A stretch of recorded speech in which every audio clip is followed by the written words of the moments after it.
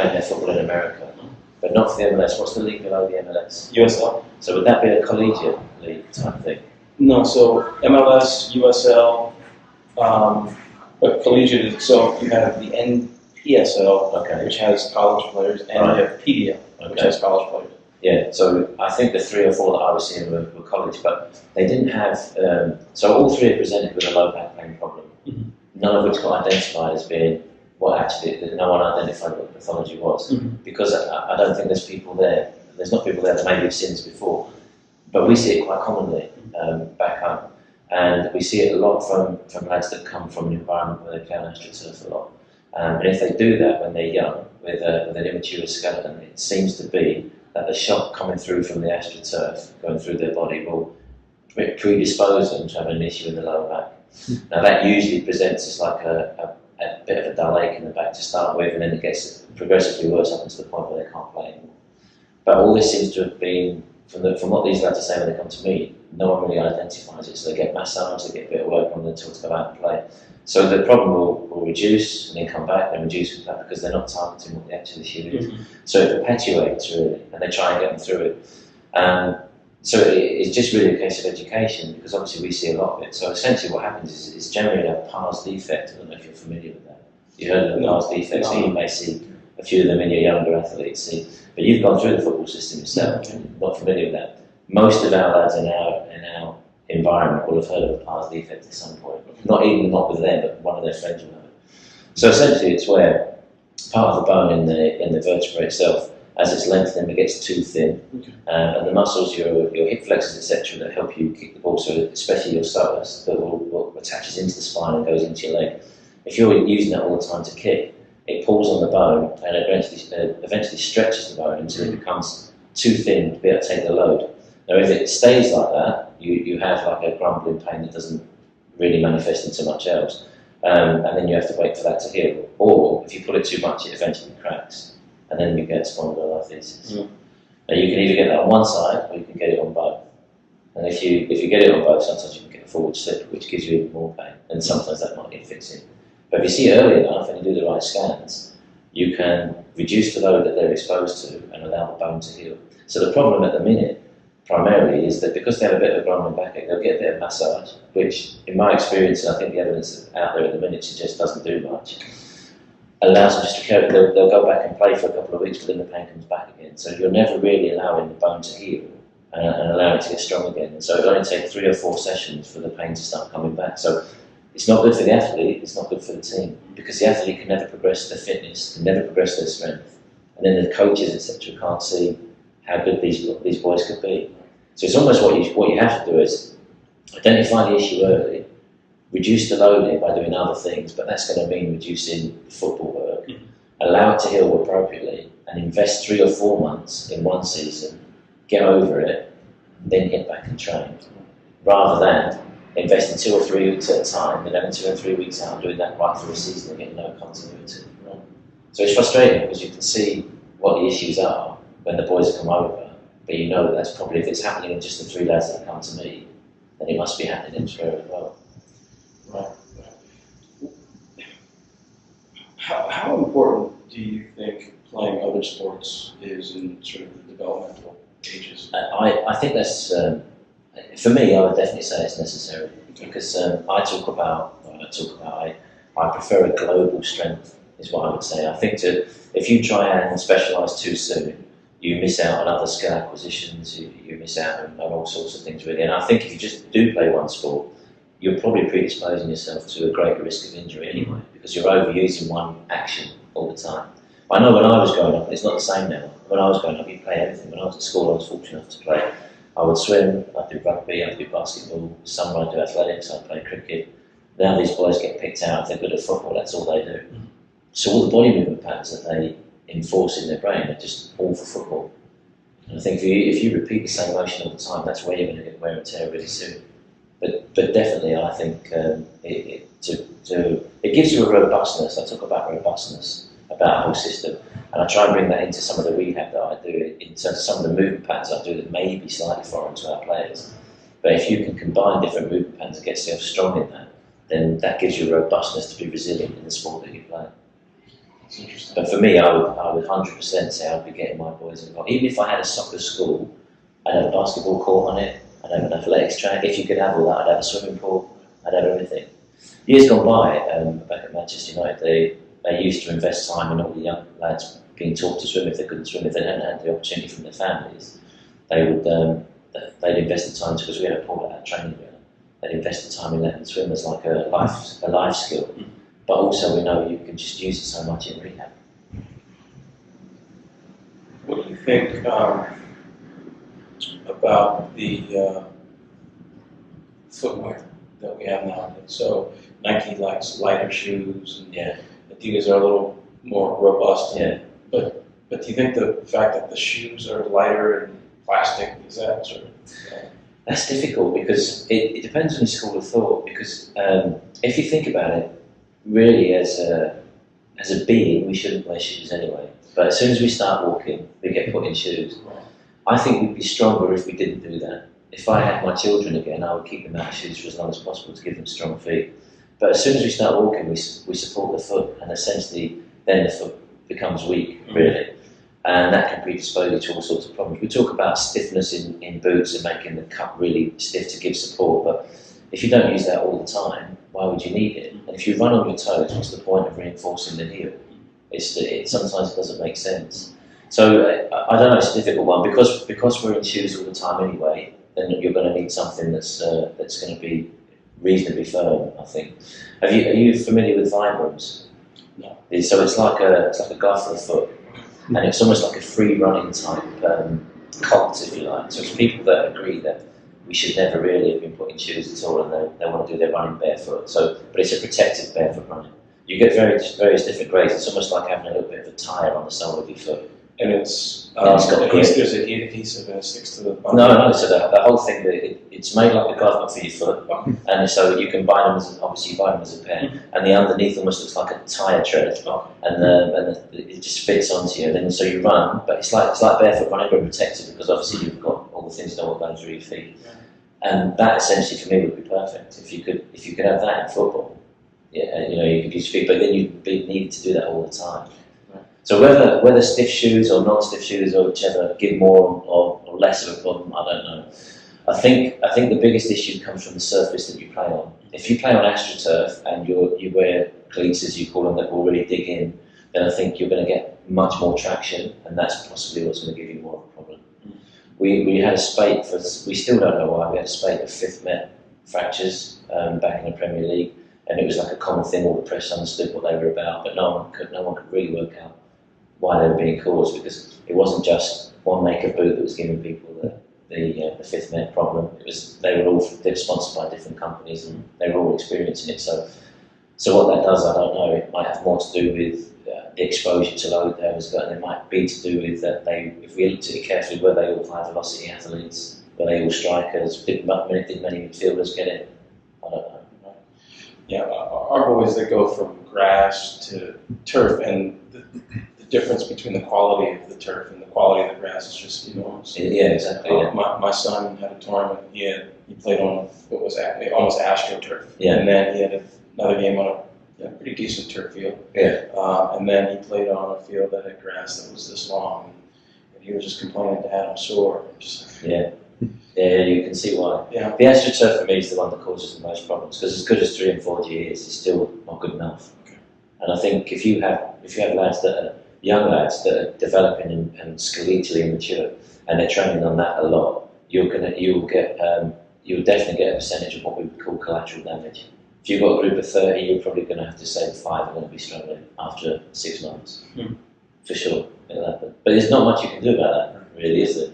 It's like, if you've not got the field space available, especially in our country, with the weather being as it is, there'd be so many training sessions missed because the pitch is worn. We have to have AstroTurf so they can actually carry on training.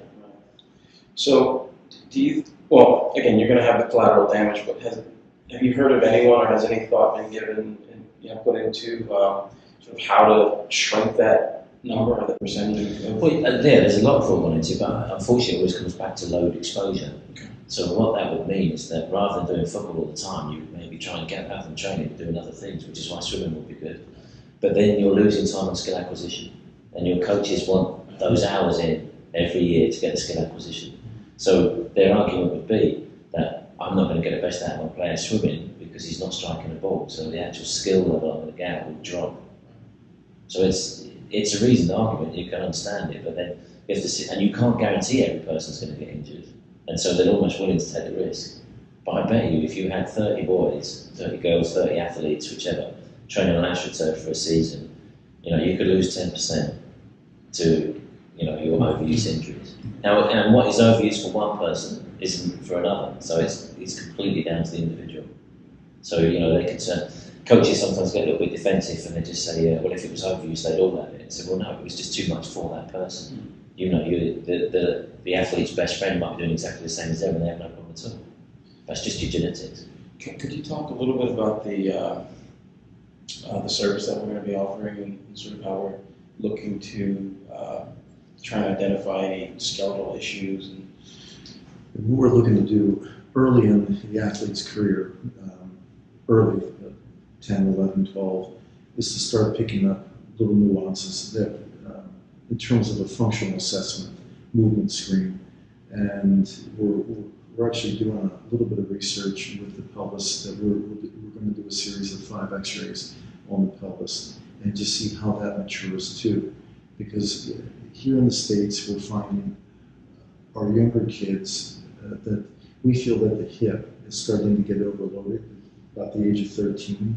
Now we don't have the data right now because is that skating or no, it's with skating, okay. And we believe that there would be a carryover with soccer from just use if you're right foot dominant, But for skating, the research hasn't been put out yet because most of us who are doing the research, we don't get our kids until the age of 17, right, 18 years old, where they're almost physically mature. Yeah. So now we're venturing into a younger group of athletes that we're going to take a close look at. But through the X-ray, we're going to look at development, and we'll do them every 3 years. How we've been doing it now, but we'll do the functional assessments twice every year, and just that functional movement screen to make sure that there isn't any type of compensatory pattern going on, to make sure that we can take care of an injury long before an injury ever occurs. That's what we're trying to be proactive here, because there's so many kids that we were talking about earlier about with Osgood slaughter, with hip pain, and things that can be headed off early doors. Yeah. And so that's what we're looking to do. That's it in a nutshell. We're looking to be proactive other than a knee-jerk reaction that's saying, oh, okay, we've got 10% of our kids injured because of this. Yeah. Well, let's take a look at them and not train everybody the same way. There's going to be overlap when it comes to performance training. However, there's going to be certain athletes, male or female, that's going to have specific needs. And they're the ones we're going to have to look at, because if we lose 3% of our kids or 10% of our kids, a couple of those kids may have gone on to very good soccer players. Exactly. Yeah. And you know what? They're going to be left out of the herd because they're injured, and they're going to finally drop out. And that's not what we're looking to do. We're looking to go ahead and help develop them all the way through. What do you think your strategy would be if you come up with something that can actually identify that one of your athletes is going to have a problem at an early age? If you did identify that, what would your strategy be? Because I think ours would obviously have to be reducing load exposure, which means taking them out of practice, which is controversial to your coaches, and that's the issue you have, isn't it? What do you think you'll do? That's a great question. It's an awkward one. It's an awkward one, but that's why we were thinking, and that's why blessed having you here, that we were hoping to add therapy into the performance drills. Is it possible? Remember I called you and said this is what we're looking to do. Yeah. You know, if you could add, what exercise, whatever, but to incorporate this into their specific drills. So the athlete goes through practice and is doing the rehabilitation. Now, granted, it can't be all done that way. No. But is it possible to add something into their practice into the skill practice that they're actually doing, but it's actually helping them at the same time. Yeah. So instead of pulling them out, instead of having them leave the practice. No, you've got to do something else. You can't have them leave the practice and sit about and do nothing, do you? You have to do something that is beneficial to them. But it's also about coach education as well. Coaches have to appreciate what we're doing. 100%. And the problem is, and you completely understand it, is especially when you're working with younger athletes, it's the opportunity for them to develop skill acquisition. Right. And as soon as you take that time out, coaches aren't going to be happy. And to be fair, the athlete won't be happy really. But I always talk about it in terms of investment. Do you invest 6-7 weeks now of time to get that right, or do you know that you're going to lose most of your season being in and out, in and out, in and out? What choice would you rather have? The problem you've got there, of course, is if you present that to any of your coaches, you can't guarantee that by taking them out for 6 or 7 weeks, that's going to be it. Right. If you could turn around and say, listen, if you give them to me for 7 weeks, and I'll do different stuff, I'll do stuff that will make this less of a problem, I'll make them more robust as an athlete in 7-8 weeks, and then you're not going to have a problem, I think they go for it. You can't guarantee it. You could invest that 7-8 weeks, and then they could go back, and then the other side could start doing something, and that's just because you're competing against the growth issue and everything else, and the genetics possibly.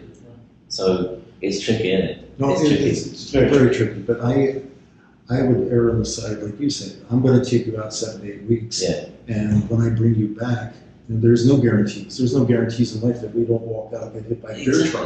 However, you're still going to cross the road. Yeah, but exactly. However, we're giving that athlete the best chance to come back and play at the level that the coach is expecting, the level that we have spoken to the athlete about, that we can hopefully bring them up to through rehab and get them back safely. I think the best thing that we can say really is that all that we're doing by bringing them out and by investing this time is we're reducing the chances of them being out for a prolonged period of time. Because if you get one of those problems with your back, you can lose 6 months. Agreed. I had a player that's lost a year. For what? He fractured his L1. Right. Okay. Yeah. So I bet that's a similar thing. That'll probably be a part of the effect that's gone all the way. But he didn't have the right environment to be able to. Okay. Right. So he kept coming out with a bit of pain as soon as he felt a little bit better, straight back in. And this was during high school. Yeah. So it wasn't with me. I told him, you need to sit out. You need to work on, there's the arm body. There are certain things you can do to make sure you're at least working your body out so that you're, when you come back, you're in good shape. But he went to high school and it was just like, there was no. So there's probably lack of diagnosis for him. So they just really didn't know what the issue was. And then if he spent any time out, as soon as he felt good, so he spent 2 or 3 weeks, especially with a back problem like that, he'd probably feel good after 3 weeks. Rather than come back on remedial work, he probably went straight back into training. Exactly. And so therefore it only took 2 or 3 sessions and bang, the pain. So this is the big problem, right? So when I describe the soccer environment for like the 99% of youth soccer players, there are no trainers at practices, there are no trainers at games. It's the parent that's basically responsible. If a player feels something, they tell the parent calls the normal pediatrician. Mm-hmm. In high school, there's a trainer, but that trainer might not, he or she will have whatever degree of understanding about soccer injuries. Yeah. So this trainer is trying to deal with football, basketball, and wrestling and swimming. So there's no specialization in any way. So again, when these players reach 8th grade, 9th grade, well, they're playing middle school sports as well. Yeah. So even in 6th, 7th, and 8th, they're in these environments where they're playing a lot of games. They're getting kicks. They're playing on turf. They're playing on grass, and they're having injuries. So there's a lot that's going undiagnosed. So the idea is if we can create a way to pre-screen and obviously collect the data, see if there are any trends, and when you sort of zoom out, but get that pre-screen, look at you as an individual, looking at your particular issues, and then what we can do is provide some therapy exercises that are baked into soccer training drills as much as possible, and then delivering those to the coach, and hopefully the coach uses them. Hopefully we can make some progress in reducing injuries, at least from that standpoint, given the environment. Yeah, absolutely. Yeah. Again, I think the big thing with athletes, especially at that age, is load exposure. And once you get to a point where they recognise they have a problem, because really, you can't, unless you screen, you can't, we don't know how effective screening is. We don't really know if any of the things that we're looking at are telling us what we think they're telling us. We don't know if flexibility around the hips is a big precursor to being an issue or not. We assume that it might be because it makes sense to have good range, and if you haven't got good range, you would suggest that some bits are going to be working more than others. But that's not really been proven yet. So we have to be aware of those issues with our players, I think. And again, once you get to a point where they've got a problem, it's at what point you bring them out and what point can you reduce your load exposure. Because if the problem isn't that bad, and it's not that uncomfortable, 99 times out of 100, your coach is going to want to carry on. And if you carry, I think especially with the younger athletes, is if you get to a point where they can no longer carry on, it's too late. Right. Then that's the problem. It's because you want to nip it in the bud early, and that if you nip it in the bud early, you've got the best chance of returning your athlete back to training in the shortest time possible.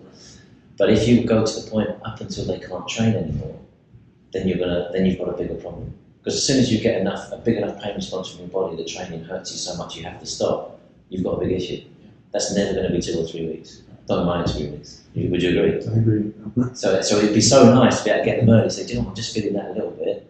Okay, right, let's bring it out. And then the coaches might be like, come on, it's not that bad. We can carry on, blah, blah, blah. And you can do, but maybe and it's a different ballgame when you're talking about your full pros, fully developed, mature athletes that are earning big money and their club needed to work. That's a completely different scenario. But when you're talking about your younger athlete, it's like more care earlier for me. Exactly. And then again, like I say, the way to sell it is like if we get that out early now, then we can get that right, and then you can go back into your skill acquisition. And there's still some things I think they can do for skill acquisition that isn't necessarily going to be repetitive load. So you can work on other things. I know we've got better now at Manchester United. We've got better now at when players are out, especially with the youth team. They do far more theory. They start studying their position. They start studying videos. They start getting all that kind of work. So even though they're not practicing, they're getting the cognitive side of the game, which before wasn't available. Before analysis and video and all that sort of stuff was available, they wouldn't have been able to do that. So in terms of technology's helped us in that respect. Fantastic. That's really good. So they have just to pick your mind about that theory, so they'll be in rehabilitation, they'll do everything, then they go up to... Yeah, they spend time up with, so their coach will train with the fit lads, then he'll have his time, whichever, if they go off, he'll have set them certain tasks to do, and he has support now from video analyst guys and tech guys and all that will support the team, and they'll put clips of that together, and he'll maybe even sit down with him, or he'll get him to study and come back and talk about this, where's this gone wrong, why have they scored here, that sort of thing. If you're a defensive position, how could this striker have made better runs through here, where would you have gone, where should you have gone, all that sort of thing. And it's good for the player as well, because it keeps them engaged, I think, and they don't feel that they're doing something completely different, because if they're with us and we're doing completely different things, they may feel they're a little bit away from the football and the strikers, but they'll see that they're still engaged in it, still learning and still developing. And that's important for the parents to see as well, especially when you're talking about young athletes, because they'll be thinking, it's not going to be playing for each other, and then you can promote a positive. You can say, but we can do far more theory than we would have done. Right. Although he's not doing the practice, but his body's just not there. Right. So you have to. But the big thing for me is try and get it early. That's the problem, and you won't, because unless it really, really hurts, they won't stop. And there is that thing in sport, is that you've got to just carry on. You've got to get through it, because when you play at Major League, when you're in the top there and you're in a final and you've got a little bit of pain, you're going to be expected to play. Cortisone shots. Yeah, exactly. Which hopefully we're getting rid of, but isn't practiced as wildly as it was. But that's almost inherent within sport. Well, we were talking yesterday about just the idea of a workout, calling something a workout, calling an activity a workout, and it brings up the old school idea of if you're not throwing up and you can walk after you didn't work out, and then sort of changing that thought process. By calling it practice. And it's just a play on words, and words are so important. When you're dealing with people, but how you talk is so important, and what you say. I find it, I use it obviously with the athletes, but it's just little things like, if you do this, you will feel better. I don't know whether they will or not, but if I've reinforced that by saying it, they might suddenly start thinking, all right, okay, and I do it, and they go, well, do you feel better? Well, I feel so, I feel all right. Yeah, but I told you you'd get through it. And it's just, yeah, I did.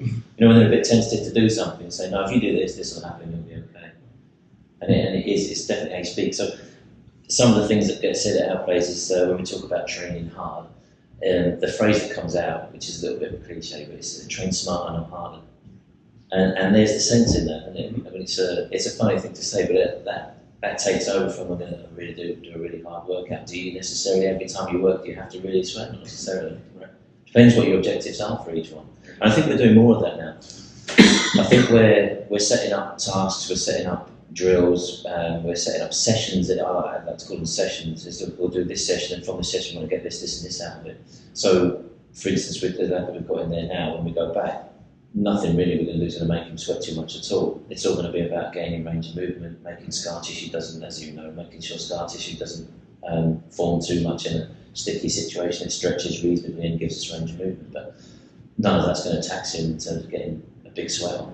But hopefully what we'll do is every day he'll feel a little bit more free of movement, and that's his positive vibe, if you like, from feeling that. And, honestly, the reason that we're sort of doing this and trying to provide quality education information to the masses, to people that wouldn't have access to it normally, is because some of the things that we're talking about, if you're taking your A license in the U.S. or your B license or your pro license, you're getting access to some of these ideas. But there's a financial barrier, there's a time barrier, and so it's just so important just for the health of thousands of kids that parents hear this type of stuff, and coaches hear this type of stuff. The issue you have though is when you turn around, and we're guilty of it definitely in the academy, is we turn around and say, listen, if you ever feel anything, you've got to let us know straight away. And then you get the kids that every time they sneeze, they want to tell you. And you're like, no, okay, that's not it. So it's difficult getting it across. It's like, it needs to be enough that we need to be concerned about it, but we also need you to be a little bit resilient in terms of, like, if you get a bit of a kick, right, okay, and you feel a little bit sore the next day, that's different to having backache that you shouldn't be having. But it's getting that message across that's difficult. If you play football, soccer is it's essentially meant to be a non-contact sport, but contact happens. So if you get kicked, you're going to get bruised, and that's going to feel sore. I don't want to know about that. What I want to know about is that every time you run, your foot's in pain. It's like that. Then I need to know that sort of thing. And it's getting that education across, because the last thing you want is, as soon as you set up a medical room or whichever, it's just a line of people wanting to come and talk to you, like young kids wanting to come and talk to you about every little thing that's a problem. So that's a good point. How do you get them? How do you teach them to self-diagnose? You can't. Because sometimes it really. Or is there an age that it starts to work? Or? Yeah, well, no, not necessarily, because I don't know whether you experience it the same in hockey. I don't know. There's the perception from our side that obviously your NFL guys, your hockey guys, and all that are pretty strong, masculine guys and just get on with everything. We will have. We will definitely have players all the way through that will feel everything and anything, and we'll have players that their leg could be hanging off and they'll still carry on. And so it's just down to personality, genetics, whatever, however it is. So you'll have some players that if they get a little bit of a kick, you're not going to see them play for 3 months, because if they've got a little bit of a bruise and doesn't feel right when they move, it's not that they feel absolutely every sinew, and you get those players, and that's even top end professional level. And then you'll get other players that will play through everything for you. Or for themselves, a few or for themselves. And so if they do come to you and they say they've got a problem, it's generally something bad. Right. And then you've got your others and they say they think they've got something horrendous with them, and you come back and the scan's completely clear. You've done your highest. The name mark effect. I'm not naming no names. I agree with you. I mean, did you see that? It's a mindset. Yeah. And we have guys that very rarely will ever come into medical room. But when they come in, you got to listen. Yeah, because you know something's wrong. You know something's up. So then the other guys will come in every day. Yeah. And you're okay, send them on the way. Everything's going to be okay. Yeah. And we had a player who would complain about his back every day. Yeah. And we knew what was going on, and it was all good. You know how to do it.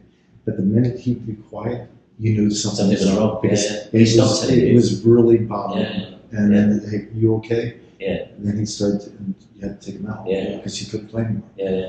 Yeah, we definitely have players that cannot walk past our room before training.